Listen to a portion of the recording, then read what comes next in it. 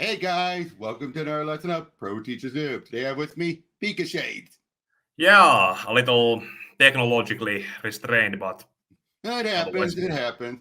And we are going into Dark Knight's Metal, the next Crisis event. Now, to be fair, it's more the next event that's more Crisis level than this one, but you need this one to get to the next one. Mm, Would you agree yeah, with that? Like this one yeah, is it's true because death metal was pretty much that was the crisis build level. up the level thing, and this was introduction of the players in that story. Then we have Justice League playoff, everything. But there is one element I can use that can count this as Crisis like, and that's the introduction of the Dark Multiverse. Yes. That one I would say is good enough to count. Wouldn't you say, like as a Crisis-ish? Yeah. But yeah, so we're gonna first start off with the preludes, Dark Days, the Forge, and the casting. Which supposedly now throughout all this, Scott Snyder supposedly was building up towards this throughout his Batman run and everything, and I don't buy it. Uh, I do yeah. not buy it. I think there's a case where he was tasked to do it, and then he looked back at what he had and thought, "Oh, hey." Yeah, that's also kind of like with the I have brought up the whole rewrite I did. It's all Yep. online, and I could probably link it up down to the description as a pinned comment Yep. if someone Consent. is Yep. interested. Yep. Yeah, do that. But Post in the yeah, I comments also of it. let it out because when I was doing fanfiction, it's just random story, somewhat follow-up story, flow story, and then when Metal was coming out, somehow I just idea. And I also when the story was going on and I saw how Metal was going on, I thought, okay, Snyder did this, and I have done that, and I can mix them together to actually work in this thing. Oh yeah, and I always say perfectly fine. That's part of the whole point for fun of fan fiction is to do stuff like that. The Yeah. fix fic. Hmm. But yeah, we open up with Carter Hall going through his journals and everything. How he's had so many lives and everything, and oh boy, we see the ship crashing down as and everything. And again, all this is just setting the stage. Like Batman. Okay, I gotta ask you this. There's always been different people handling Batman who've made him awesome and everything. Morrison tried to bring back everything, made everything canon again, one way or another, which I always actually did like how he actually said, "Oh yeah, even the most outlandish stuff is canon, but it's not. It didn't happen the way you thought it did." Yeah, Whereas, can also be like one small story that happened in one of the many nights during this condensed time frame. yep, but where Snyder made him awesomeness, pure awesomeness, but would you say that he pushed it in the back god territory? Or do you think he still straddled the line? Kind of. You could say that it was kind of there, but you could also look at it some other aspects that he could say that he acknowledged at some point where it was going too far and tried to call out and point at it, but it didn't come across as it like that when it was going forward. Right. Like here, a suit that can climb into a volcano, kind of pushing things a little bit. Yeah. This is too far. Yep. All because he's trying to help, Dr. Madison out and everything.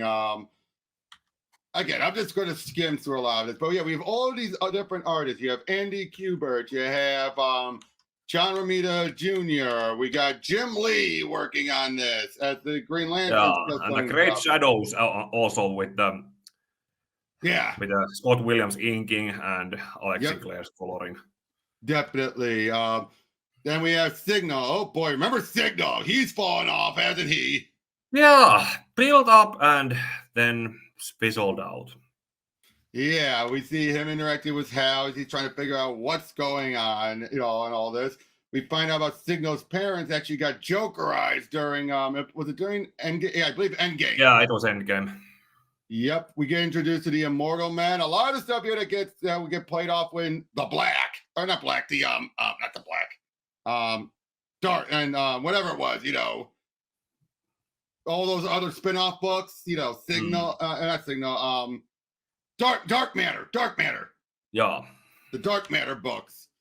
We get a nice summary about Hawkman and everything, and some of the visions he's been having.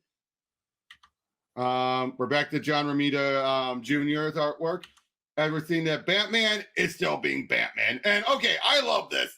Utilizing the T-spheres to block all the batarangs. Yeah, this is something.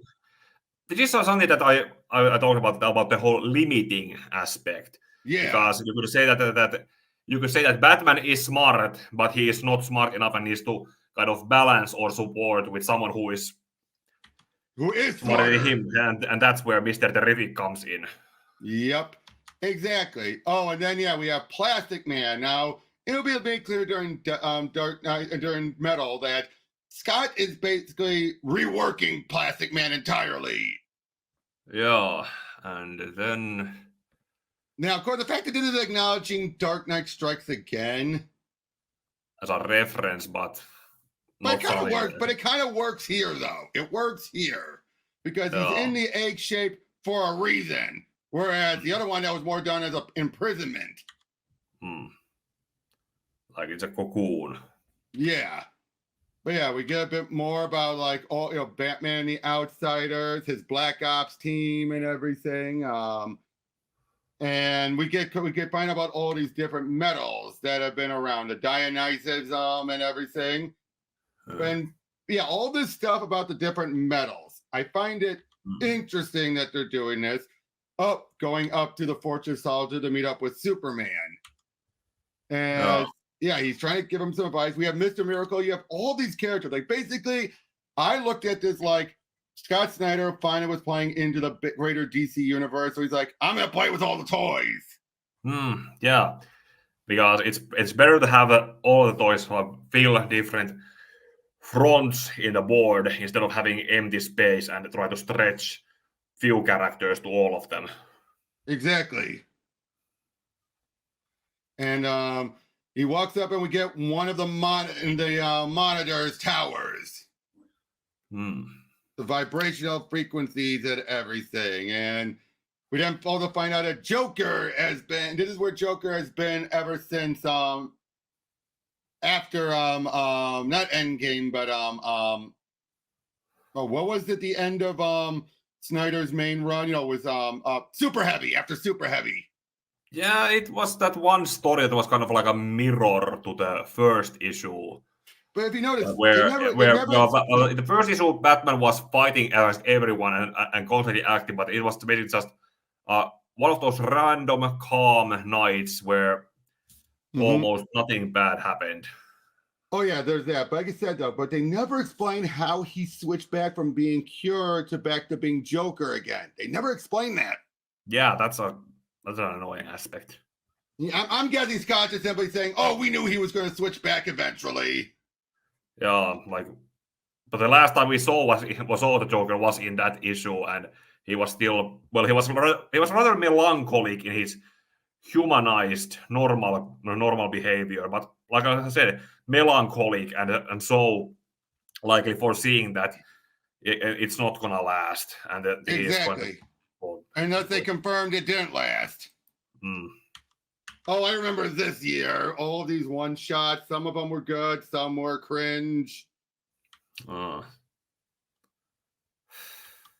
But again, just throughout all this, all this is setting up and almost retconning some of the lore for it to work, which I'll be honest, I'm always torn when it comes to retconning lore to make things work.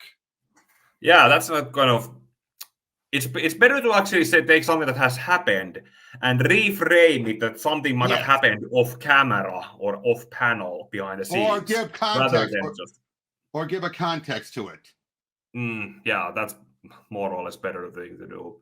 Although I am also kind of something of guilty of it also in one of those stories that was said before my Metal rewrite. Right. Now here at least Joker, I think, is explaining a lot about it all. And I got to say, I always found it interesting that the pit that the two ran into was something of a more potent Lazarus pit, like a pure Lazarus pit, not just the typical Lazarus pit. I always found that interesting about it.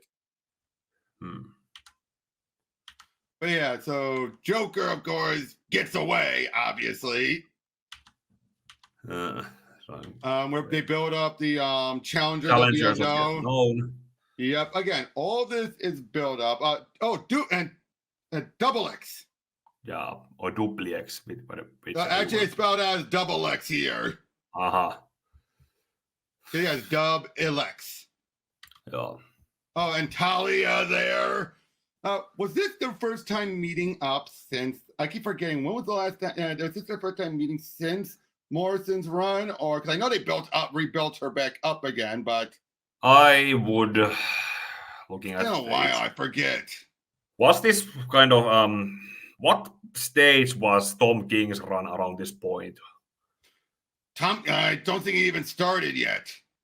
No, Metal had Metal. Tom King started his run in 2016. This was started in 2017-ish. So yeah, this would be right at the early days.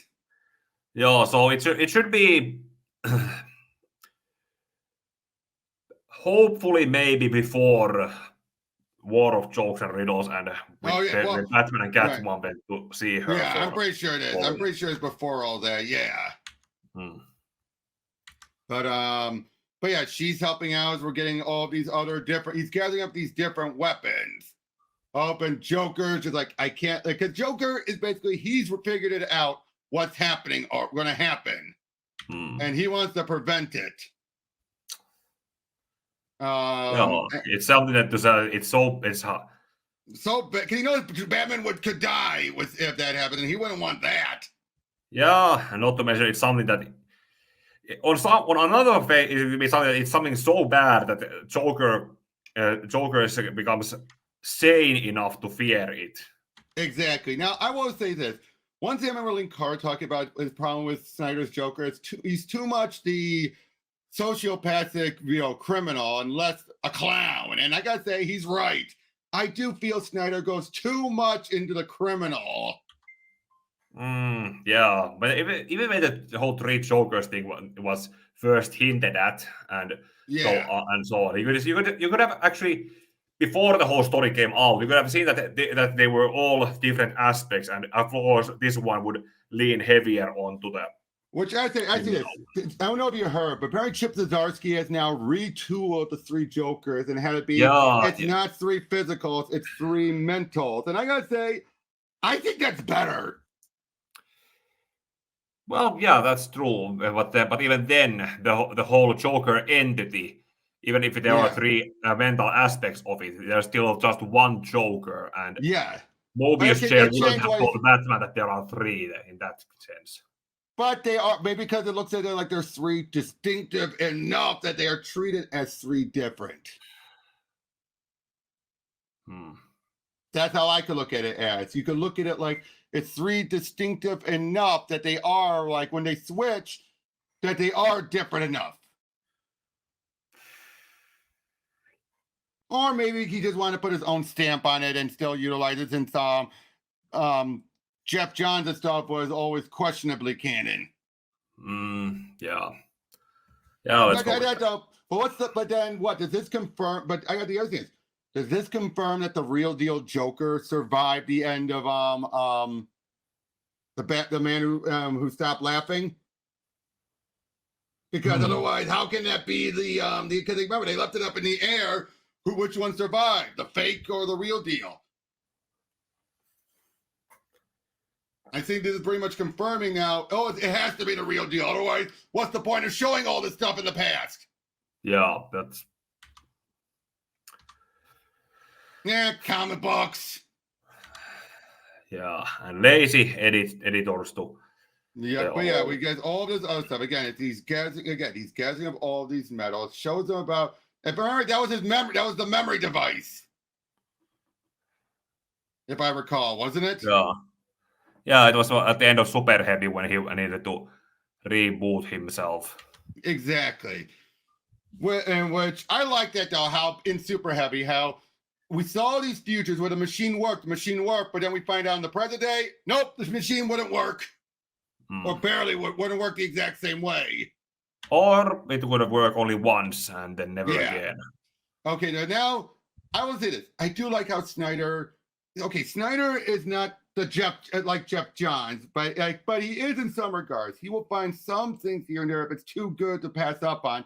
But it's not like Williamson who will make really go into it like Jeff Johns would. But I will say this, Snyder utilizing the Barbatos stuff that was just left hanging from Morrison, I like that. Yeah, even though Morrison had something that Barbatos would have been the hyper adapter that Darkseid unleashed. Right. Yeah, exactly. And losing Adam. That was a blow, because I met him once before. Yeah, congrats for you. By the way, another one of those things that I saw as a setup. There was that one story where I pretty much had Adam West's Batman, Christian Bale's Batman, and yeah, it was before Ben Affleck had made his debut, but kind of my idea on how I saw how he could be, and it was basically one of those. Like I mentioned that I did the whole Dark Knight Rises kind of end rewrite with Doctor Who. Yep, the fourth story was one that where you pretty much made all the existing Batman actors are different versions who were pretty much. Oh yeah, that's pretty much what they've done with since, of course. Yeah, that's what I did there. That there were those three Batmen working with in Doctor Who logic, or as one of the Doctor's enemies was capturing different versions of Batman to do. That will be interesting. Go yourself when you have the time. Which Doctor were you writing? At the time for that story, it was Capaldi. Capaldi, that'd be working. Hey, that would work. Hey, because for me, I just love Tennant, Smith, and Capaldi. That is my trinity of doctors. Yeah, unfortunately, I didn't get actually to do a good enough thing with Tennant. Like it was the first two stories, the Dark Knight Rises rewrite that had the 11th Doctor and Clara. Then there was basically a Batman Begins rewrite with the 9th Doctor and his Clara Echo involved with the events of Batman Begins. And yeah, then there was Capaldi. Right. But yeah, so we open up with just out of nowhere, randomly, no setup whatsoever, the League versus Mongol, wearing these suits of armors and everything. And I'd even talk about these suits. And we even have Hero Toyman again, Mongol is being Mongol. And again, I gotta say, I both like and don't like this opening. I like it if there's a self-contained thing, but it's also the fact that it is so like out of nowhere. Like what? Yeah, it's a. Again, it's a self-contained. It's not even a cold opening. It's a what the hell opening. Yeah. Again, there was no setup, no nothing. Not even at the end of the preludes did they build up to this. Yeah, this is just random Justice League. Who was running Justice League at the time? I think they were going through random writers by that point. I think. Hold on. And Snyder started his run after Metal, so it could have. One of those stories could have been a lead up to this. Yep. No, wait. I think Jeff Johns had wrapped up. Yeah, Jeff Johns wrapped up at the end of when the New 52 ended and DC Rebirth started. Then there were all and then I don't think they did anything. I don't think they didn't. They had a Justice League title by that point for a bit. They did, I remember. Oh, they did. Hold on, I'm looking. Hold on. Let me just go to Read All Comics. Justice League. No, you're right. They did. No, you're right. You're right. They did. I'm just trying to remember then.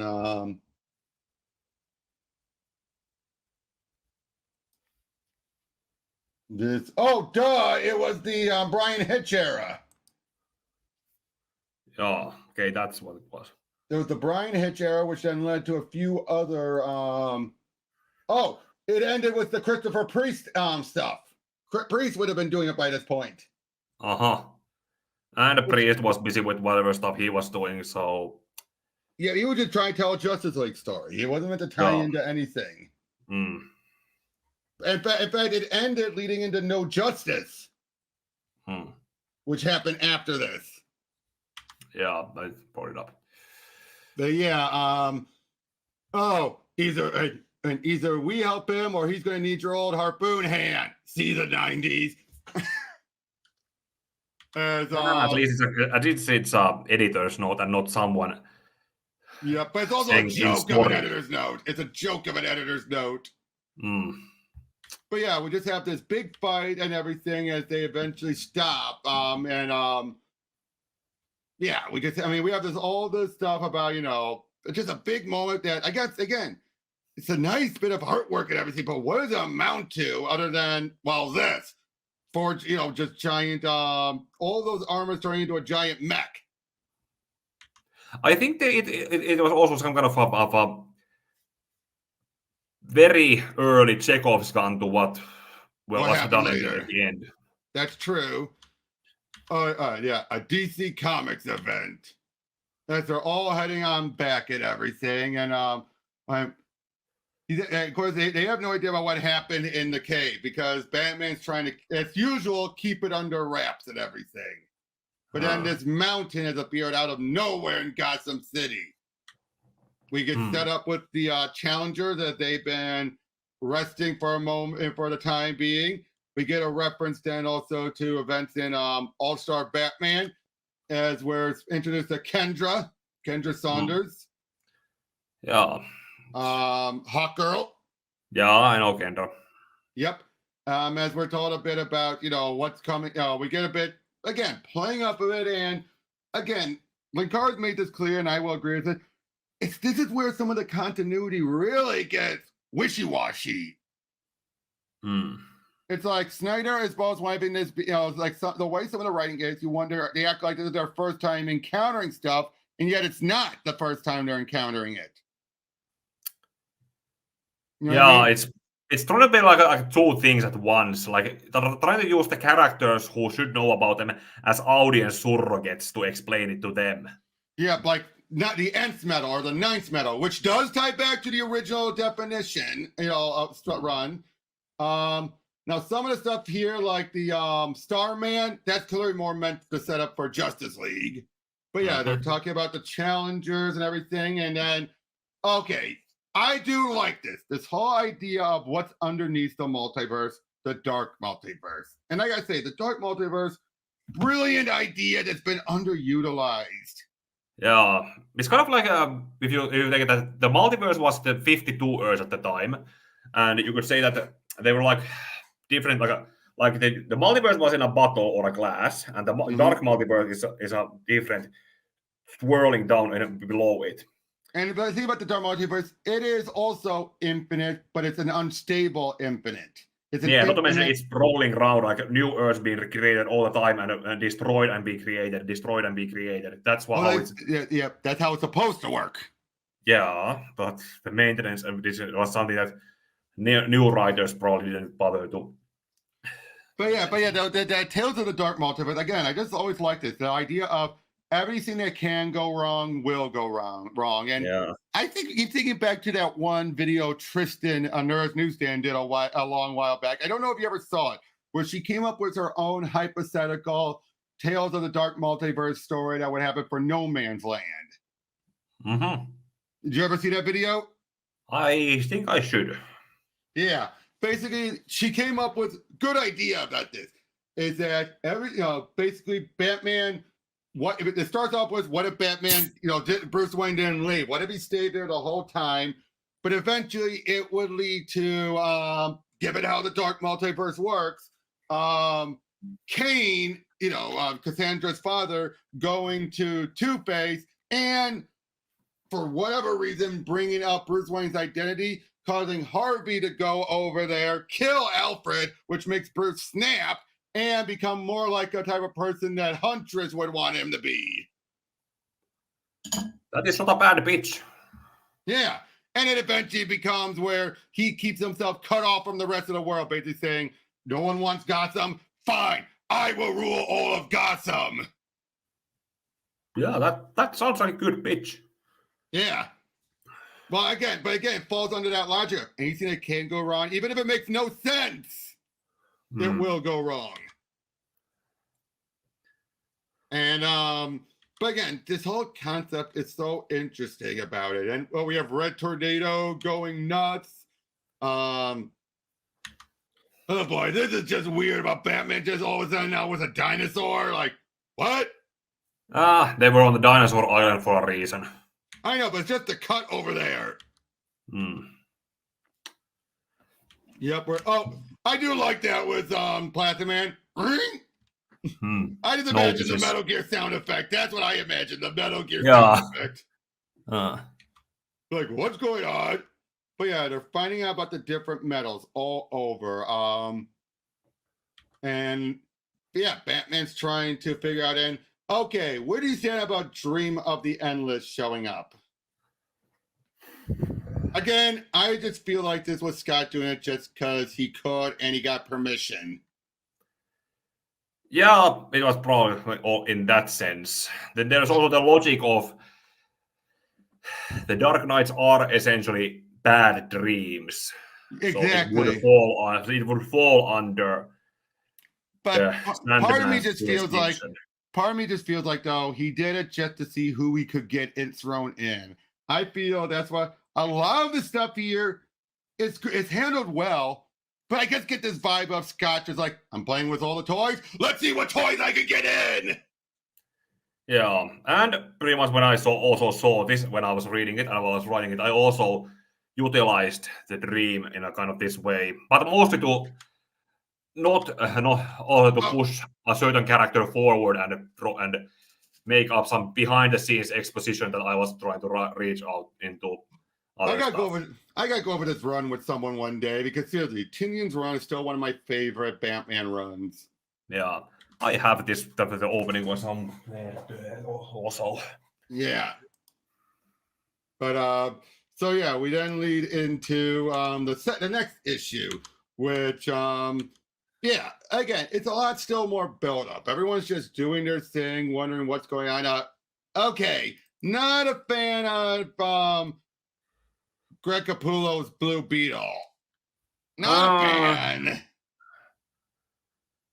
Considering how many characters he probably had to adapt to draw out, and there were characters that he probably had not usually drawn. Yeah, I mean, I get it. I have a feeling he looked at the Scott Collins cover that was done on that book and thought, oh, that's how he looks. Listen, lady, I'm 13 years old and driving a bad hawk through the Amazon on a Tuesday morning. I am already winning. Yeah, that's something that not many 13-year-olds get to do. I know. I'm already winning. I gotta say, the few times when Scott writes Damian, he writes them so well. Man, he didn't actually use Damian much during his Batman run. He always felt off because he had a son around Damian's age, and it just felt not right. Yeah, I remember him saying that somewhere or tweeting. Yeah. That's part of the reason why they still kept the Batman and Robin stuff going. Oh, the mask, bringing that back from the first issue where it was Dick dressed up like Bruce. In this regard, well, Joker in that one, but Bruce here. Yeah. Nice callback, and who dares harm the green? Because they brought some. What was it? Yeah. Yep. And of course, Superman being the one who will be, he's trying to talk sense into him, obviously. And this is when we find out about with Barbatos has been putting all these different metals into him. Electrium and the Hour's Labyrinth, Dionysium, Promethium, which, hey, that's something they brought into Suicide Squad. Yeah. That's also the thing that when I was doing the exposition with the Sandman in my version, it was basically Sandman pointing out to the other character who was learning about the metal thing happening in Pokemon world because of his actions. I say the Electrium, that's a stretch. That's why I don't buy it. Because it was never stated about being electrium or anything. It was just drugged. Yeah, unless the...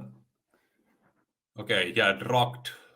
That's what originally it was, but now they're You saying can, it was... but you can consume metals if you put them into your drinking water and... Yeah. Again, no, but that's what I'm saying, though. So this is why I don't buy it. I can buy it for this one and the Promethium. And then and now the Ensimetal, because I was going the story. But this one is where I feel like, no, he's retroactively claiming it.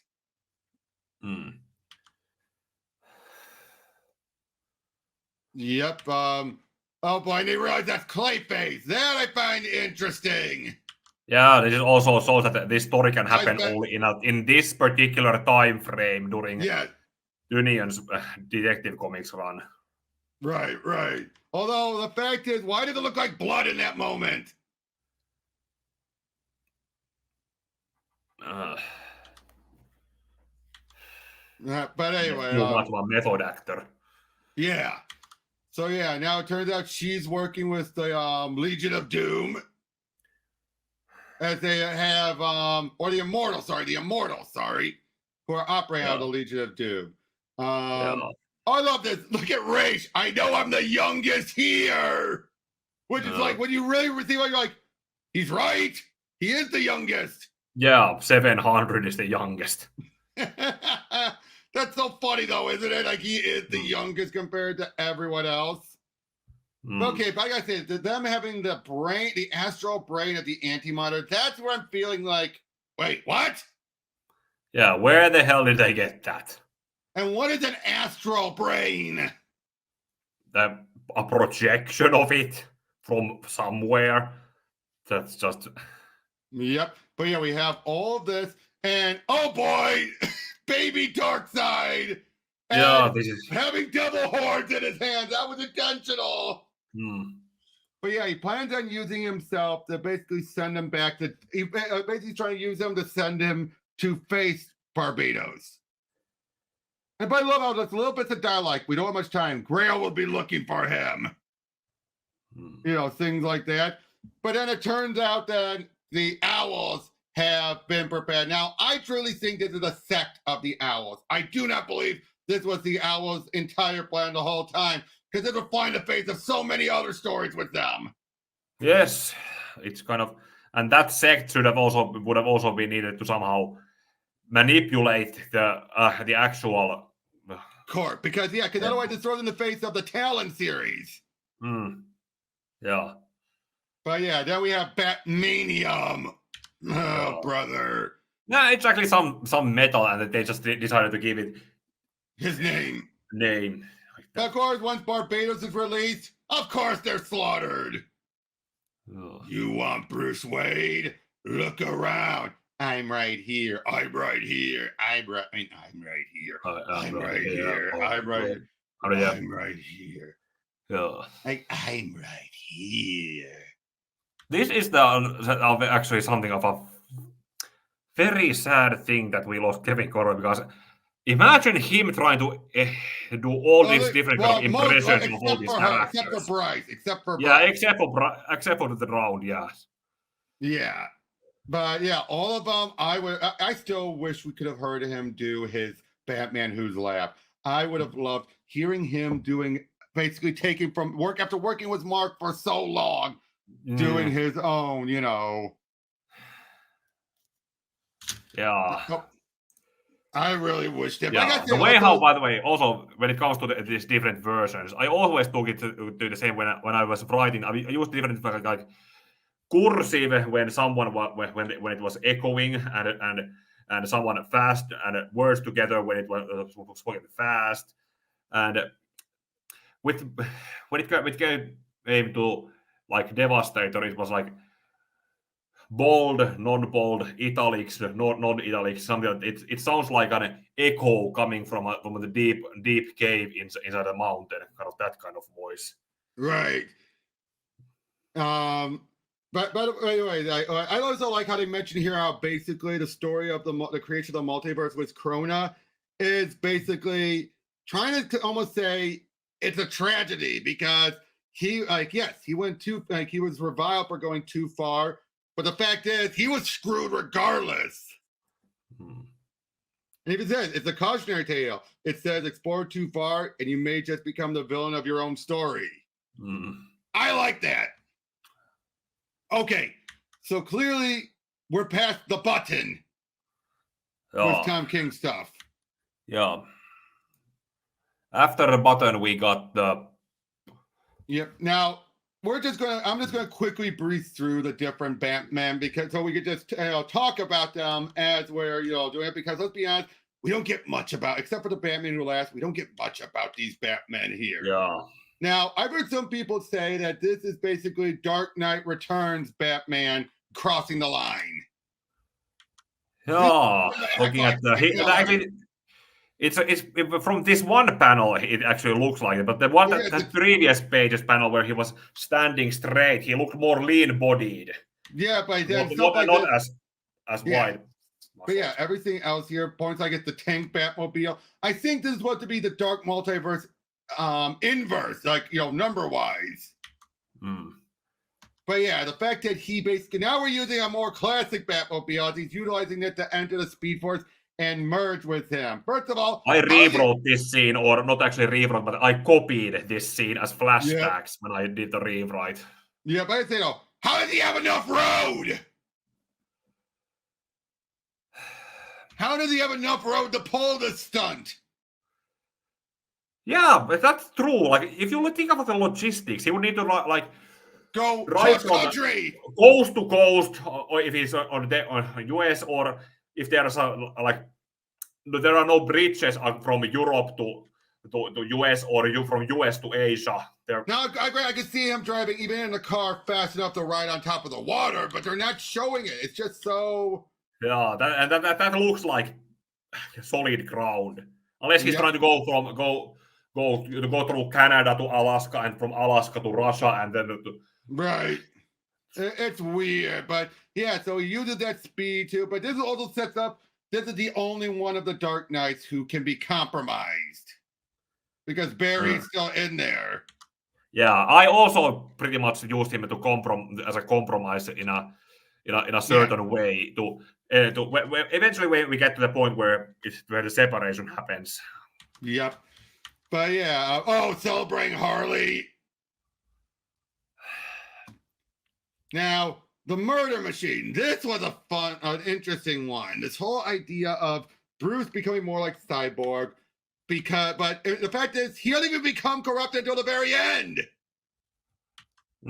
Yeah, it's basically this could be something that actually you can say what Brainiac did to Justice League in Suicide Squad game. Yeah, but the fact is, the whole idea that Alfred got killed, and thus he tried to recreate him as an AI. But then the AI goes overboard and everything. It's in some sense, it could be also seen as a in-story cautionary tale for Batman, because eventually when Alfred did die, he knew not to try bring him back. Exactly. But I'm just double checking. What is Earth 40? Oh, Earth 44 is the Metal League, the one with the Robotic Justice League, run by Doc Tornado. Okay, so this being its inverse makes sense. This is also something that, also when I use the flashbacks also in a opening of the chapter, in the middle of the chapter, and at the end of the chapter as a framing device, while also doing that. And this conversation he has with Victor while breaking into the watchtower, he actually told this when he confronted Batman in my rewrite. Batman and the Pokemon trainers, because it was happening in the Pokemon world. But yeah, seriously, you just look at all of this. Like, this one is one of the more tragic ones, if you ask me. Yeah. Then you get Dawnbreaker, which, oh boy, other things I can say. I'm going to skip the behind the scenes issues because I'm aware this is one of the things that led to it. But this one, clearly, this is the evil version of the Darkest Night. Yeah, and it's. But It's basically this is going to be actually forwarded seen as an aspect of a fear that Bruce has, where he didn't grow from the tragedy. Each one represents it.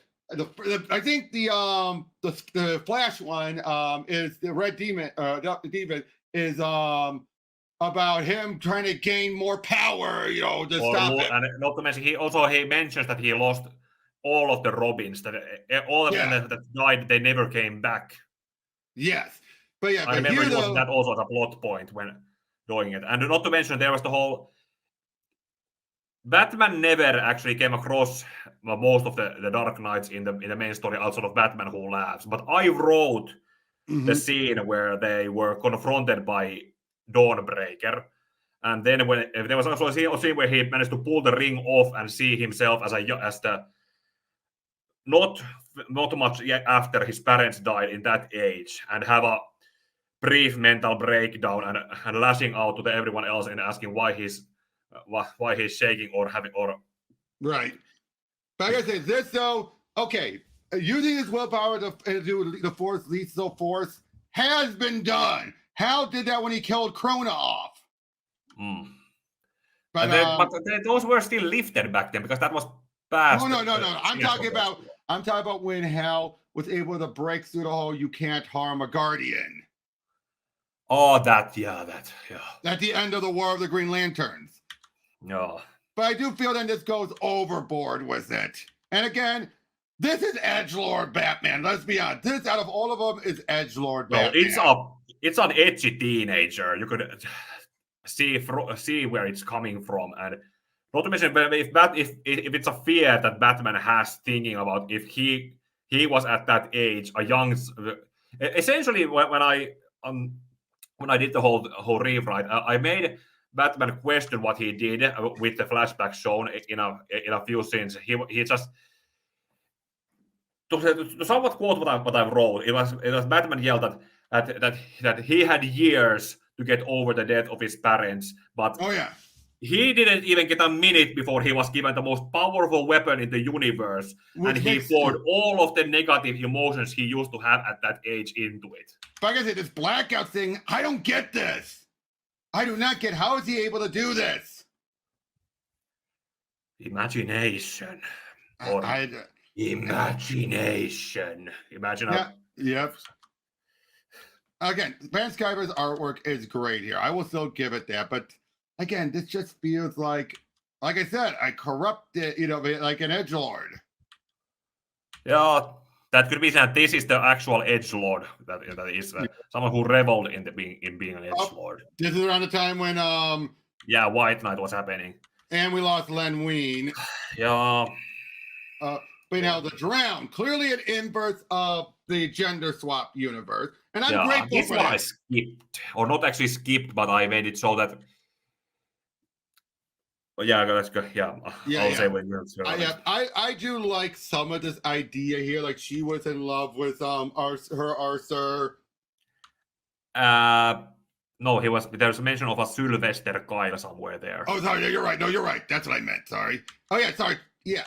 But then wanting to fight against the Atlanteans and everything.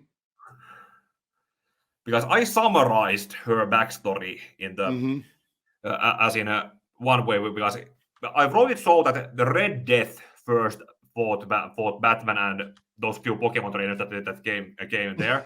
They managed to defeat the Red Death, and then Drown dropped in, and because Batman was obviously taken back and or to realize that a female version of himself, and she summarized her backstory that there was.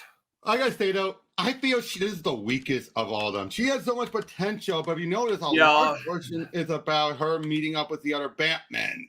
Yeah, that's pretty much why I also didn't use this version or flashbacks from the issue. Yep. Now the Merciless was an interesting one. Yeah, this was potential that I knew exactly how to use.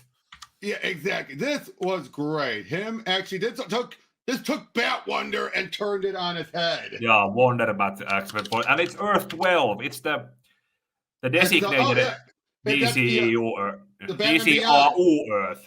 Yep. Or well, yeah, exactly. Or no, it's the Batman Beyond. Oh yeah, it's both of them. It's both of them. Yeah. But yeah, so that makes sense. And then having it be, but I love it. He takes up becoming Ares, but then it turns out he did it too soon. Because then it turns out Diana wasn't dead. She comes in to stop him, and it pushes him over the edge. Like he cements himself. Yeah, I used also kind of this like that. This version when I wrote him, it was done in a such a way that while the others were hunting down Batman, the other was he was actually in the Pokemon. He was in Sinnoh, getting the Lake Guardians so he could get the orbs and then summon Dialga and Palkia like Team Galactic did. Fought actually there was also this kind of very cool moment I did also in him trying to do what Cyrus and Team Galactic were trying to do on Mount Coronet, and there's all the gym leaders, Elite Four. They send some Pokemon. I think Bertha sent a Rhyperior, and he just grabs it by the horn and just and throws at your question who I am, rises from the ascends to the air with all of his weapons circling in the air, and behold the god of war. Right. By the way, and then there was also how Giratina shows up, and while remembering the whole thing with Wonder Woman that I had to strike you down as I strike against Giratina. Yep. By the way, just to make this clear, so it was Hitch right beforehand. Then I led to this, and then this leads into the Priest arc. An interview with Al Gadot. Now, Devastator. This one, I think this is what to be. Now, if you notice, each one. I also look at Drowned as tying into the whole Batman's emotions getting the better. Yeah. And then what would you say Merciless falls under? Because that's also emotions. Well, it's basically the worst that he could expect from Superman. True, but now Devastator, it's its preparation going too far. Yeah, that's okay. Yeah, would you agree with that? Was this one? This one is his preparations going too far. Yeah, that going too far, and then believing. And this also, the way how I wrote this. This was a example that the fact he could control it. The fact he could control it. Yeah, but not exactly. But the longer he is in that form, the more he lures of himself, and then when he puts the form off, he just comes down to a more lucid version of himself. Yeah. Now this also has a bit of the Dark Knight Returns to him as well. Wait, which Earth is this one? Earth? Oh, this is Earth. This is main Earth. Never mind. This is supposed to be the opposite of the main Earth. Or the Earth one, as the Earth one. But yeah, so again, his preparation taking him too far as he becomes even worse. Yeah. Oh boy, poor John, of course, having to deal with his mom, turning into a doomsday creature. Yeah.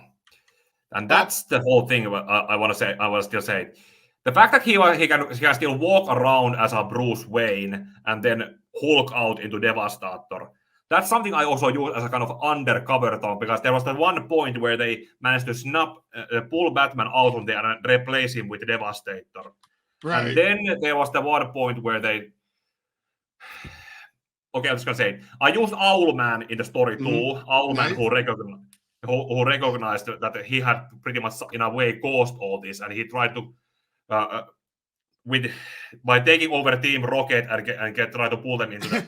and then recognize that that's not him, and essentially pushed looking on the chest through over the window and pushed back first into a glass table, and he just pressed it and then turned into Devastator from that. And now we get the breakout villain who gets so overused after this, but at the same time, I will say this: I admit he was overused, but I don't like him any less.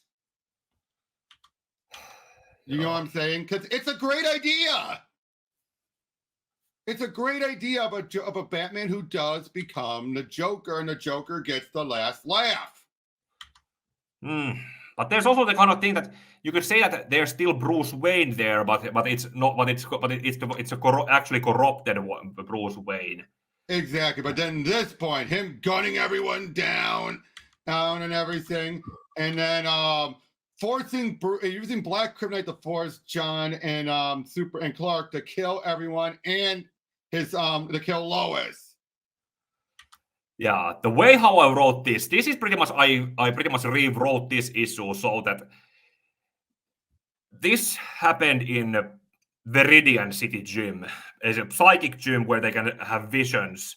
So that it was right after the Devastator's cover was blown, and then they threw them all into the gym to essentially be confronted by Batman who made them watch his origin story like this and react to it.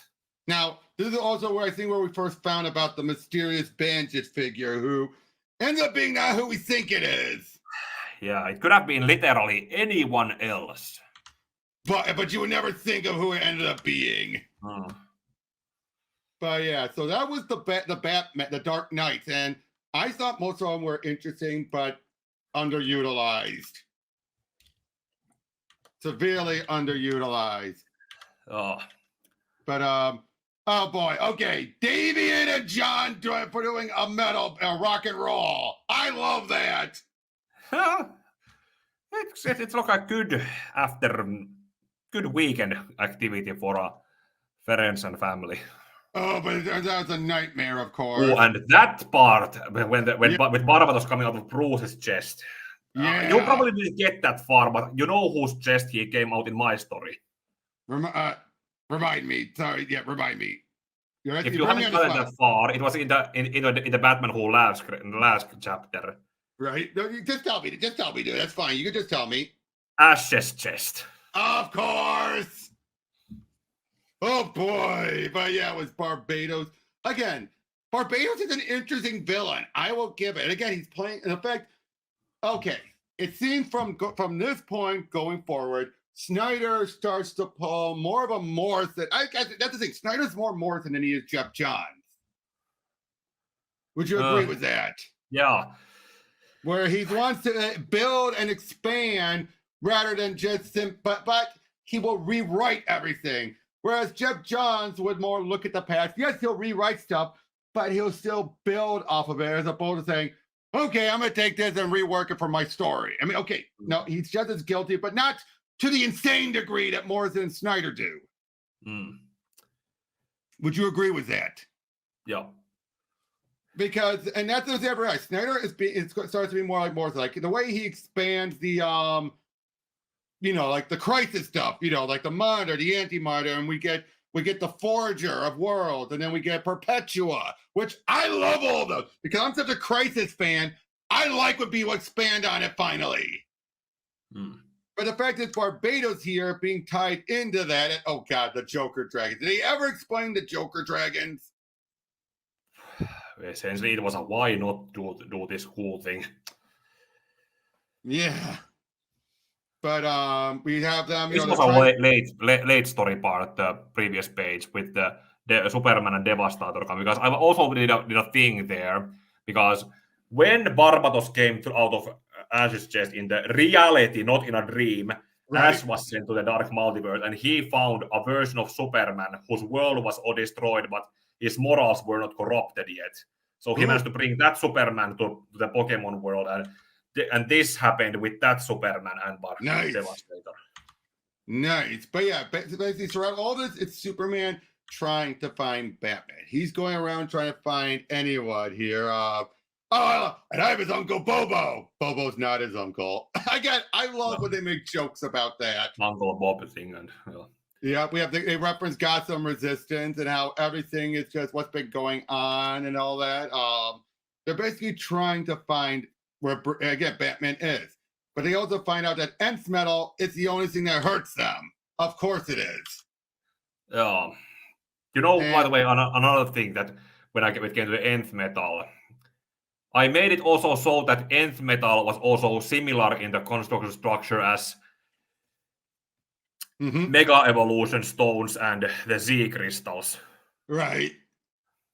But again, they're all trying to figure out what to do. And one of the Batman Who Laughs Robin show up. And then Deathstroke now. I do think it was implied that Deathstroke's armor was tied to Promethium. I believe that is something that Priest had set up. But yeah, so they all transport out as Shining, not Shining Knight. But basically we're having the Shadow Pact. Remember, there was a list of heroes we lost that year, and this character was one of them. Yep, it was, unfortunately. Yeah, but now they say the anti-man monitor used to. No, the monitor. Whoops. That was a little bit of a mess up. Oh, could have been boy. Yeah, Steel. Now they're basically all making their way to Bruce and everything, and into the Dark Multiverse. And it turns out it was a trap. Yeah, because they needed him. They needed Bruce's Clark's solar energy, which is eventually. This was okay. We get to the next one. Yeah, Lost. This was another thing that when I brought that when Barbatos was brought in from Ash's chest to be in the reality to exist with them, he picked Batman up from there, basically just sharp claw up and business there to make him go comatose and essentially have this dream, while the Dark Knights would use, because the premise was that they were trying to go through the Pokemon world to the main DC universe, but they couldn't get through, so they used Dialga and Palkia to open a portal to send the comatose Batman through and him to be used as the wagon.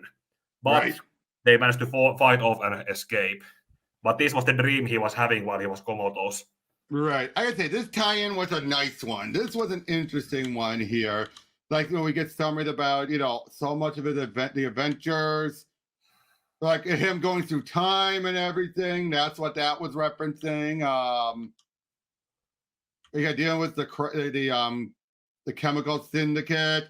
This is where we get down about him seeing this was the Ford Thomas Wayne. Yeah. And we get a bit about what, tying everything with the Barbatos tie-ins and everything. I think this is meant to be a hint of a Dark Knight, all the riots going on. Again, craziness going on. Yannick Paquette, a little hint, his Wonder Woman. Again, all this crazy stuff, and then boy, yep. And again, this was just a nice, insane story about showing what Bruce has been going through. But this was actually something that I initially kind of thought, and maybe other people also saw that this was trying to explain or canonize Batman's plot armor, that it was an actual existing thing as a Eldritch protection. Right. And this story essentially then took it away from him. Nice, that's a good idea. Having Batman end up in a full body cast in the next arc of Snyder's Justice League, that pretty much just tried to support it. Definitely. Again, wacky story that just summarizes what's Batman been going through in that all that time. Now, eventually, here we can get summary about the nightmares, and basically what we find out is that there was the Forger of Worlds who would create worlds. Those that survived would go up into the multiverse. Those that would fail would go to the Dark Multiverse, where Barbatos was meant to destroy them. But he eventually got tired of it, wouldn't destroy them, and then somehow killed the Forger of Worlds, thus allowing the Dark Multiverse to keep on being filled with all these failed worlds. Yeah, this was also the thing I wrote in that way, that after they pretty much failed in something to do that, Batman fell into a coma and then pretty much woke up from the coma because they used a Musarna to open up. And also the whole thing with Red Death, they used to say that they managed to separate Red Death into the Bruce Wayne and the Barry, thanks to Arceus doing a literal Deus Ex Machina, because Arceus is the god Pokemon. Right. I know about that. I'm aware of that. Yep. Yeah. And then in this point, it was basically Dream appeared to Owlman again, and then pulled him and everyone else into the dream to explain everything that they went through. Yep, but yeah, While Ash was then while he was going through the different Superman, he also went and saw what we saw just now. Yep, but as I was saying, here we have Fate, Kendra, and Wonder Woman fighting to the Rock of Eternity. Why? For the Astral Brain. Well, that's where they're supposed to put it. It was set up earlier that putting it at the Rock of Eternity will somehow cause, be this what could stop it. We see in Atlantis, Deathstroke is trying to, do his own thing. Like, do you not listen? Anyone who touches the tomb is banned from Atlantis forever. Sue me, Scales. I don't speak fish. Sanagar Prime, they're trying to deal with all the different Nth metals. Like here, that Onamar Sin has consumed most of it. Oh, okay, this bit was the killed me. I psyched you out, sucker, and regrew myself from a piece of my own exploded tentacle. See issue. Scott, Greg, when did this happen? I know Linkara had a mental breakdown with it, but I find that just cute. Yeah, at the very okay. Because it's going to happen off screen. It's off page. On one hand, it's something that they acknowledge it's a bullshit thing. On the other hand, it's basically just reminding that this is a story and it somewhat takes you out of it. Yep, on one hand, on the other hand. Yep, but basically they have this weapon that they can use to fire. They're going to be their last resort to fire at Earth. But of course they need, they want to use the Nth metal that Plastic Man has been surrounding. This is where the changes with Plastic Man had occurred. How basically he had started to not trust himself because of his what his transformation had done, and thus he did what he did on himself. Thanks to Daniel. Daniel explains to him about the Forger being the third brother and everything, and that Barbatos was the great dragon. And I drew a picture like this, I should have it on my computer. I'll send it to you on a DM later. Yep. But I love how he gives it as a story and everything. And yeah, all those represent his the type of failures he could be. Okay, now this one was Kendra. Like, blow up the dark once and for all. I know the Council of Immortals entrusted me. It's the only way to be sure. No, you could end up killing everyone. But then this... Yikes! They never ever fully explained this. Not even in No Justice or in No, she just reverts back to normal. But it got her wings back.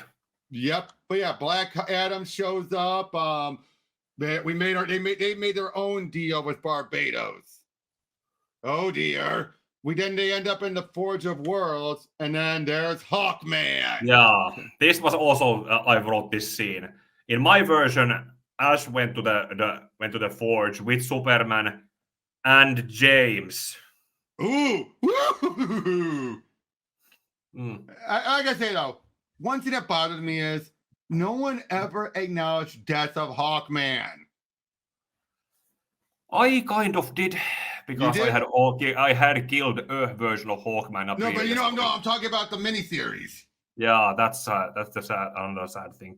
Yeah, they know. Wasn't there a death of Hawkman story? Yeah, somewhere. Yeah, there was. I just said there was. There was a miniseries that no one touched upon. Huh. Vendetti said he would acknowledge. That was a Tanagarian Hawkman, not the Carter Hall Hawkman. True, that was the New 52 Hawkman, but still, you think that would be referenced somewhere. But yeah, next is Metal 5, as basically things just really hit the wall. Yeah, this is basically another thing that so we're you could see that they run out of issues. That you could have needed one more issue or something more. But this is also where they started to lose or needed to catch up on. We're closing to running out of pages. We need to condense. I think here's the other problem I've had with Snyder stuff. He makes things get too big. It basically gets to a point where you can only be rescued by the author. And And I think that's one thing Snyder does too frequently. He has things get so big that it's only the author who could save them. Have you noticed that? He has things get so epic, so outlandish. You know what I mean? Oh, but yeah, Martian Manhunter's there to help them out. Diana's facing off against Black Adam. And yeah, Batman and Superman are still dealing with Carter. They're trying to get through to him. They're trying to get the spark that can reignite the forge. Yeah, then Diana hits him with the Ents metal, which knocks him out. I could get used to you. But then, Batman Who Laughs takes her down. As he's doing it, basically we find out he's doing his own thing. He doesn't really care about Barbatos, which makes sense. Oh, Black Manta is there. He's working with them as the other Batmen show up. Again, everything is just escalating. They're ready to fire at Earth, utilizing the Plastic Man egg. But it turns out this is what Barbatos wanted. Yeah, it's kind of thing. Yeah. This is something of our color because this starts to pull now Earth down to the Dark Multiverse. Yep. It starts pulling them down to Dark Multiverse. I did that too. Yep. Oh, look at these other other Earth creatures. I think this is interesting. Yeah. Like a cheetah. I had a plan to use this also, but I never actually got to it. When it got to the later the story, it just started to feel the burnout and not formatted as I would have wanted to. Yep. And there's a Dark Knight reference. Yep. Then we get there's a hint to stuff about the Immortal Men. Blah blah blah. Now we get Dark Knights Rising: The Wild, which was done actually to get Morrison back into mainstream comics again. That was the whole point of this. The whole point of this was for Snyder to get Morrison back, and he did come back for a little while. Not that long. But this was an interesting one, like giving us an origin story for Detective Chimp, and how we bring in everyone. Again, it's just another wild story that ties more into the greater stuff that Morrison has set up with multiversity and everything, like the bleed and all that. Yeah, this is also something I brought the whole Ultimate Tool thing in a different kind of way because there was when they escaped. They had been using a Team Rocket airship, but then they eventually got commandeered and they used Murder Machine to convert it. Right. But yeah, this is them dealing with a bunch of them, and this is when we get Barry back, but it turns out they knew, and they always knew he was the expendable one. Yeah, and not to mention, I used it also kind of a little more tragic version of this. It was like I said already, I used Arceus to separate them into two entities again. It was all pretty much so that there was a Flash also on their team up to a point, and there was all the Red Death was also but without the Flash, his Speed Force energy started to run out, and as they were running out, Batman had caught up with Batman when it was pretty much not losing his power to fight against him. Batman managed to essentially beat him up, talk to and tell him that whatever he hoped to accomplish is not going to happen, and if there's anything left of the man he used to be, tell him how they can stop the others. And he had long story, but he ended up sacrificing himself to get Batman something that it was needed. And Larry's case, well, when they commandeered the ship and turned. I just got to show this. DC. You wonder what it meant? But think about it, Bobo, brother. Detective Chimp. We've watched it your whole life. Immortality has its reward.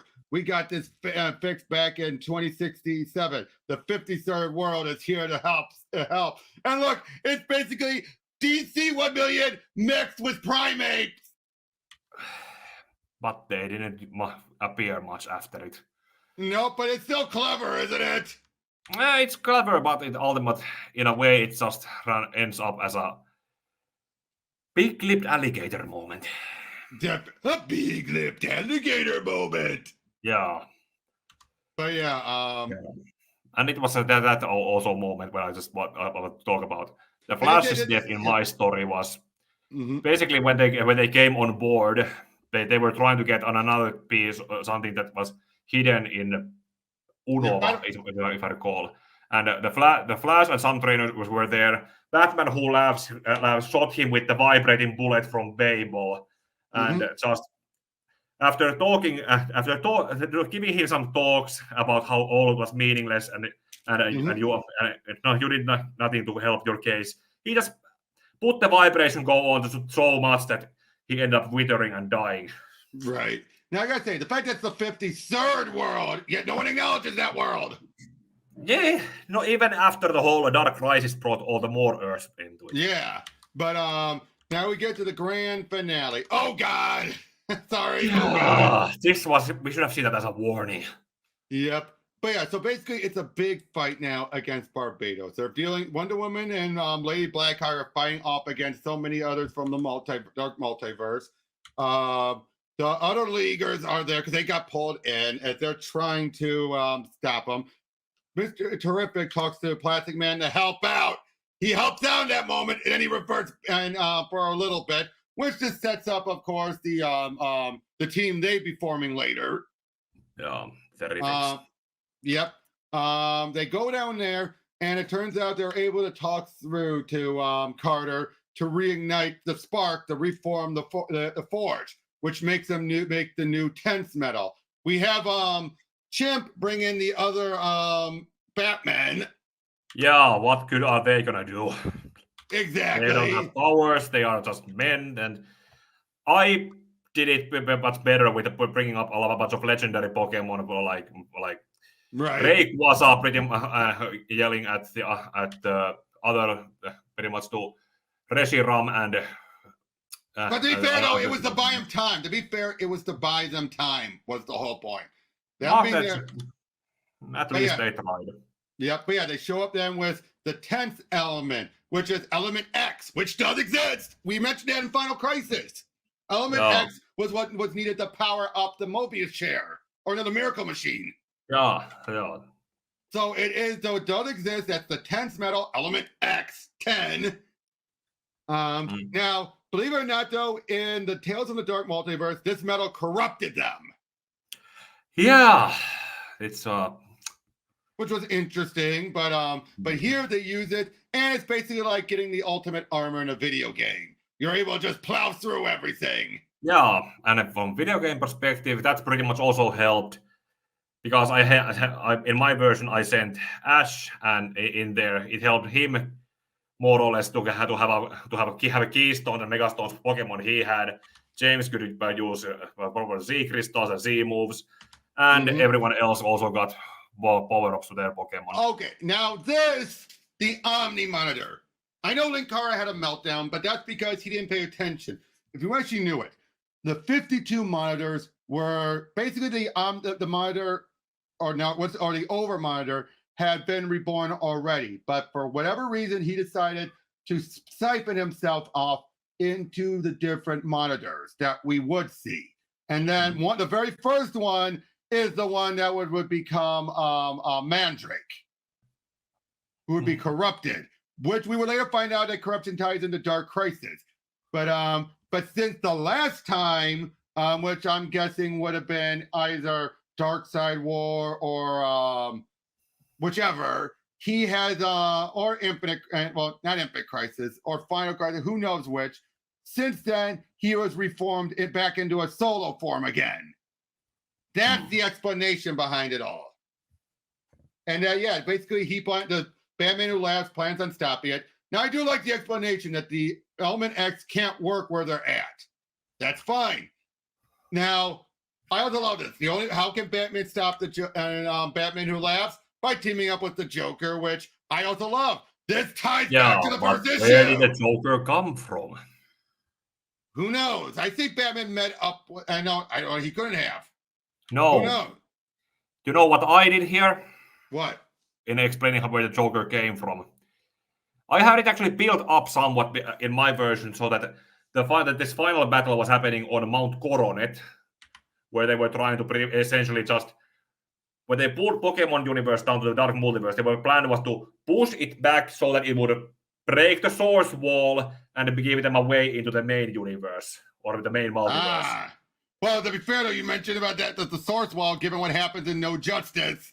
Yeah, Given what and happened at the so end so here. far also Batman was also warned by the what was the fortune teller in Kalos, that one gym leader. I don't remember what it was now, but she told basically that he needs this particular Pokemon to summon his final enemy, aka the Joker. Mm-hmm. The Pokemon was a Pokemon that can create portals, and so it was Hoopa.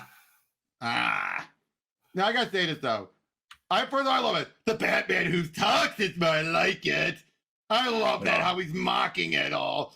But yeah, them teaming up, again, time back to Batman #1 from New 52. Only here it's actually Joker, not Dick Grayson disguised as Joker. I like that.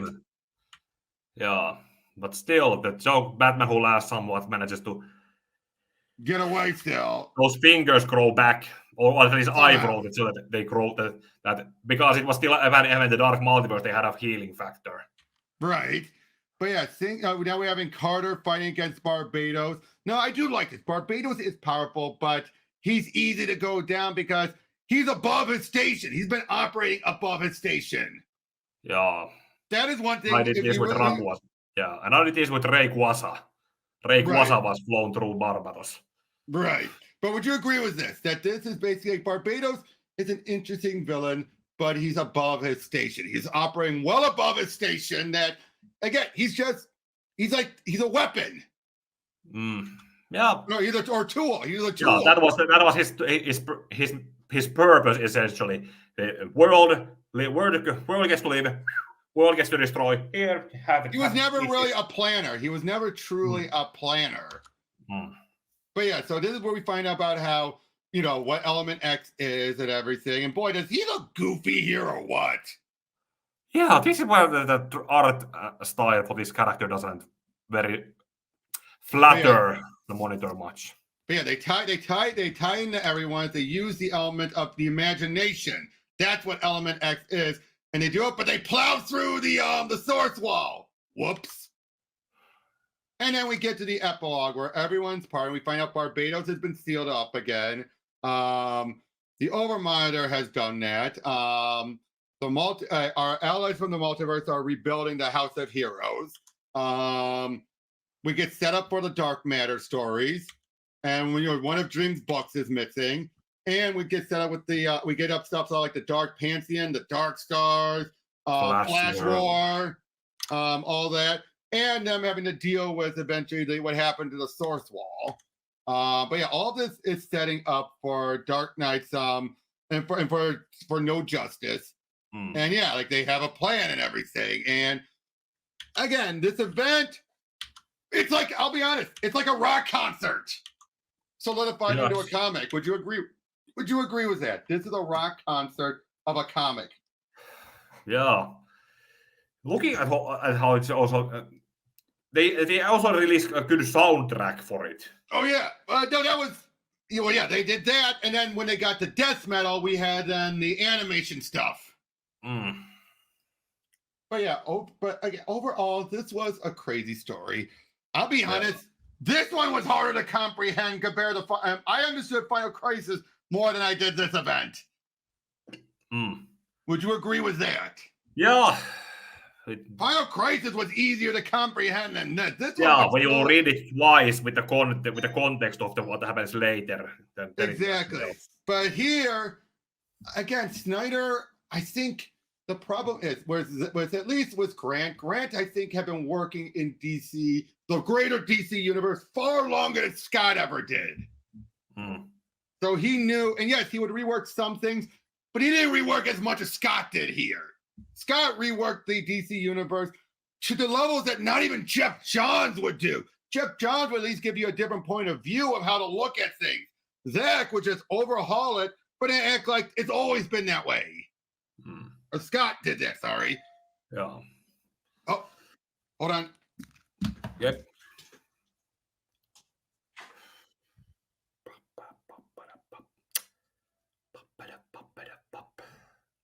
Let's see if I have those pictures on my drive.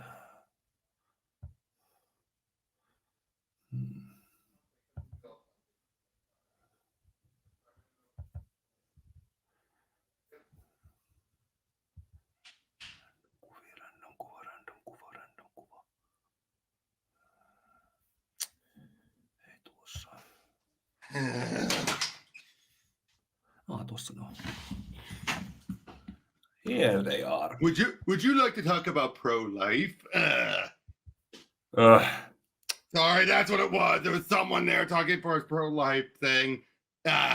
Anyway, like I said, this event, this is not the crisis level stuff, but except for the introduction of the Dark Multiverse. But it sure feels like it. Yeah. You know how big this gets. Yeah. But hold on, hey, I found the pictures on my. I drew from my version when I was doing it. Okay, hold on then. Hold on, let me. I can present. Are you sending it to the DM? Or I can show here too. Oh, you do it here too. Okay, hold on. Let me share screen. But yeah, but like I said, with this event, I mean, I'll say this: Dark Knight Metal is easier to comprehend than this. Yeah, hold on. All right. Ooh. Yeah. Nice. This is the one where I said that it was after Ash had been. But you can see here, there's Barbatos coming out of Ash. Dark Batman who last there. These are the characters from the black and white manga version.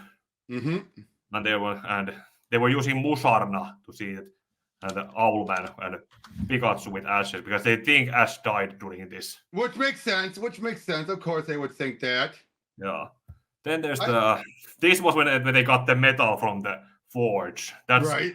Very much will be Hawkman, the Superman who was from a world that morals were. That's supposed to be Ash. Oh. With Rowlet flying a mega Pidgeot carrying James. Nice. Again. And this is good stuff, dude. This is good stuff, dude. I'm glad I'm giving you a chance to, showcase all this. Yeah. Then there was also after Batman woke up from the coma, he essentially fled, but was then brought to where Ash's Pokemon had fled because of what happened earlier in the story. And there's Charizard, Sceptile, and so on. And this was when Ash fell to the Dark Multiverse first into this Superman's world, and these are the two evil Supermen there were. Yeah, and these were the Pokemon Ash had on himself at the time. Nice. And this was the epic where the Dream was telling you everything. Right. There's the Flash, May, Dawn, Serena, Monitor, Anti-Monitor, Forger, Jesse, James, Meowth, and Meowth. Yeah, and okay, I forgot to draw Wobbuffet also. Oops. You need to read the story to understand why these guys are barely dressed. No, I get it, dude. But like I said, though, dude, the fact you went through all this this reminds me of my early days of fan fiction and everything. And hell, it reminds me of even my current stuff I've worked on. It all started with writing fan fiction of having, in my case, like I had the odd heroes. Oh, geez, that's nice. I think I've told you. Have I told you about my odd heroes before? Yeah. I have? Something. Maybe. Yeah, where I've had, basically you have the odd trio. Ninjetta, which is Kimmy Finster from Rugrats, Danny Phantom, and Jenny XJ9 teaming up, and they eventually form a bigger group of heroes called the Odd Heroes, which would be heroes from Nickelodeon and Cartoon Network, and some original characters. You would have Ben 10 and Disney. You have Ben 10, Kim Possible, Jake Long, Juniper Lee. You would have so many other characters all teaming up under this banner, and they would deal with other threats, their own enemies. They would deal with bigger. Yeah, Greninja, Crocodile. Yep. Sydney was a character who was introduced in a Omega Ruby and Alpha Sapphire, but was not used very well. I thought I can use this character better. Oh, I've done that. Yep. But in fact, I did eventually an event called Absolute Chaos Crisis, which was basically I took the stuff from Infinite Crisis and did my own thing with it. Yeah. And this is the one for the end of issue 6 where it was the fight where Batman who had super shot him there, and then Batman used Hoopa to bring Joker through a portal. Ooh. And then there's also Grim Knight. Oh, Grim Knight, because the Grim Knight come up by this point, right? Yeah, Grim Knight come up. And I didn't kill the Dark Multiverse Damien yet. Right. And there's the drowned. Yeah. But yeah, it's just, And this was from an earlier chapter where the murder machine's backstory was retold. Mm-hmm. Again, dude, this is clever stuff, dude. This is clever. This is well thought out stuff. But I mean, again, like I said, I did something similar because with my Oddverse, I would actually have it be originally. Why are all these cartoon characters slammed into one world? Simple. The Crisis. Crisis on Infinite Earth. Except the way there it happened, all these worlds were had met up during the original Crisis. And then when the original Crisis ended, they were merged into one world, but some of them weren't well. That's why I actually have it be Kids Next Door exist, but they remember what happened beforehand, but they're in a world where their logic doesn't exist. Oh. So think about that.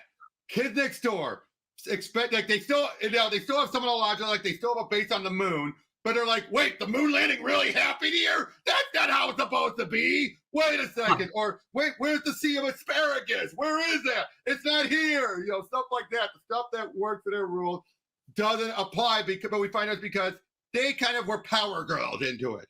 They shouldn't have existed, but they fell through a crack. Yeah. That was my explanation then, because I had a Alexandra Go, a daughter of Shigo from Earth 3. She was the Alexander Luther role. Okay. Yeah. And this was from when right before Red Death would take Batman and replace him with Devastator, and it was right when he had taken Dawnbreaker's ring, and because I like to use that whole thing from Green Lantern Rebirth that if you're not chosen by the ring, then there are defenses that keep you from using it. So that you can see the strain from using it to see a mental image of the Batman. like when Ollie tried to use it to make one arrow. Yeah. Which I love that, and it hurts every time. I actually, if you notice, they never brought that back up. The whole idea that using it hurts. Yeah, that's kind of fun. Again, dude, like I said, I'm glad I'm giving you a chance to showcase all of this. I bet you've been wanting to show a lot of this off for a while, haven't you? Yeah, I drew them back before I even had a YouTube to do it. Mm-hmm. And I think I should probably do some kind of commentary stream about all the stories at some point. You should. I've done that with some of my stuff, dude. You should. Yeah. But yeah, came back to with Metal. Like I said, it was an interesting event. Again, is it crisis level? No, not. But you get the vibe. It's a faux crisis event. Could you say that way? It's a faux crisis event. Yeah. Faux crisis. Yeah. Because an introduction to a larger crisis coming later in the form of death metal. I was saying Convergence was more of a crisis event than this. But again, you actually did it. This was more like running through the multiverse than just doing any changes to it. Exactly. And again, we also have to get the multiverse was in danger, but not that many showed up until the very end. So that's what this is. It's more like crisis, a grounded crisis story, where it's all, by grounded, I mean it's on the one Earth. The other Earths do not really get involved aside from the Dark Multiverse. Until the very end when Detective Chip bring him in, but then by that point they're wrapping up. Yeah, and it's just there as a notice them and off-panel distraction. Exactly. But like I said, but again, overall, as hard it was to comprehend the story, at least Scott got better by death metal. But probably because he was able to rework the whole DC universe to get into it. Yeah. Because I think that's the other issue with this. There was no build-up. Dark Knight Metal had no build-up. And I gotta say, I do not care for events that have no build-up. That's one reason why I don't care for a lot of the Marvel events. Very few of them have actual build-up. Like I can name you a couple I can name at least 3 off the top of my head that had build-up. Four. Well, Dark Days was some form of. Yeah, but I'm talking about years build-up. Yeah. You had Absolute Carnage and King in Black. Both of them built up in Venom, but it was still built up. Secret Empire built up in Captain America. And War of the Realms built up for years in the Thor books. But Civil War II had no build up. So many other of the events had zero build up whatsoever. They just started and we had to deal with it. This, unfortunately, was one of those. It's just the build-up was just 2 issues leading up to it. It didn't have years of build-up. It had a false build-up by claiming, oh, it ties into this and that. But then why'd you have to do those 2 tie-in issues to redefine the metals? You know what I mean? It's like they basically had to rewrite the rules for this event to happen rather than build up. Where at least Death Metal had Justice League to build up. It had all the other books like the Infected and everything to build up to. You know what I mean? You had all the stuff that actually built up where you can say, oh, and once you're like, this is all the build up so we can ignite the next event, so we just dive right in, as opposed to having all the build up happen over the 2 issues here, or no, 3 issues, and then we're just having to see the insanity happen. Oh. I think Death Metal is basically metal if it had room to breathe. Yeah, it's more or less in that sense. But I'll say this. Greg Capullo's artwork, amazing. Yeah, that's true. His artwork was very much amazing. It was amazing. And the funny thing about Capullo is he ain't George Perez, but you also get a George Perez vibe in this, don't you? It's like, it's that type of energy. It's a Perez energy. Not the looks, but the energy of a Perez. Yeah. Would you agree with that? Yeah, the sense of it can be seen in there. The sense of it. Yeah, it's not like you're going to mistake it for a George Perez artwork. You know, that would be a Phil Jimenez. You can mistake a Jimenez or Nicola Scott for a Perez. But here, you have that energy. There's, you know what I mean? Because that's one thing why Capullo is one of my favorite artists. Even at his weakest, it's still incredible, just like Perez. It's not like some of the artists where, like John Byrne at his weakest, get it away from me. John Byrne at his greatest, you love. Yeah, that's true. And Scott Snyder, again, this is him going too Morrison-y. That is my issue. He's going way too Morrison-y. And I love Morrison. Don't get me wrong. But Scott, he ain't Morrison. Yeah, this was something that you'd have probably been... Yeah. If he probably also had time, he could probably also looked at some things and done them differently. Which, again, he would do in Death Metal. Death Metal is still Morrison-y, but it's not as full-blown Morrison-y as this. This was the incomprehensible Morrison-y. Wouldn't you agree? You know, when Morrison got really overblown meta-narrative and everything. Yeah. And it all started with him and Animal Man. Yep. And in Animal Man. Yep. But yeah, and like I said, Death's Dream didn't serve much of a point of a purpose besides exposition. Yeah, kind of what more active was what we have expected. I'll be honest. Taking a character from the Endless, I thought Death's appearance in Paul Cornell's, Lex Luthor Action Comics run was way better than anything was Daniel in this. Yeah, I actually also at the end of it I also had a Death also appear more or less for a character who died. Right, but yeah, again, dude, I'm glad I gave you an opportunity to talk about your stuff. I'm glad you were okay, because it was so clear. Like I said, since we've been building up this, you've been wanting to get to this for so long, and I'm glad I gave you that opportunity. Yeah. If I ever do that commentary streams on it myself, I'll probably get to talk more about it. Yep, you should do that. You should do that, dude. I mean, I feel that'll be a nice change of pace for you to do something like that. Get something that you're passionate about, that you've had your own hands into. Yeah. And yeah, that's all we've got to say on this one. Thank you guys for tuning in. And next we've got Dark Knight Death Metal. And then after that, we have Dark Crisis on Infinite Earths, which I'll be honest, I've been going back over that, and it's better than these metal stories. Dark Crisis. When we're going back over it now that it's complete, now that things have settled down, now that I know how to look at it properly, I actually like it as a grand finale for all this stuff. Because it does, if you look at Dark Crisis, it actually will explain a whole lot about inconsistencies in some of these events. Like Barbatos. What caused Barbatos to go over a station? The Great Darkness.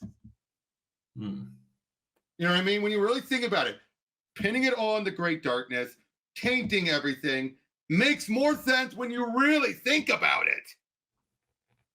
Like, again, what would cause Barbatos to just change and do something when we see then how he is when the chips are down? He's not that smart of a villain. Joo. You know what I mean? The fact you got to rely on those Batman and everything. But anyway, that's all we've got to say, and we'll talk about when we get there. Yeah. But yeah, thank you guys for tuning in. Thank you, Pika, for joining me, and we'll see you guys on the next one. Me ei ole harppi jokainen game. Mm-hmm.